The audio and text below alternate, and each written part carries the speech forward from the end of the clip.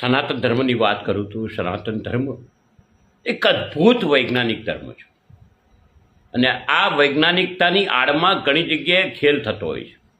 એમાંનો જ એક ખેલાડી હવે રાજકોટ આવવાના છે. આપ જાણો છો, સનાતન ધર્મના અંદર ક્યાંય પણ અંધશ્રદ્ધાને સ્થાન નથી. સ્ટેજ પર ચડી જુદા જુદા ખેલ કરી લોકોને મૂર્ખ બનાવી અને અંધશ્રદ્ધામાં બઢાવો કરે. આ એ જ વ્યક્તિ છે કે જેમણે એક વખત ગુજરાતી સમાજને ગાંડો કીધો હતો. આ વ્યક્તિનો મારો વિરોધ છે. ક્યાંય પણ આ ચાલાવી ના લેવાય.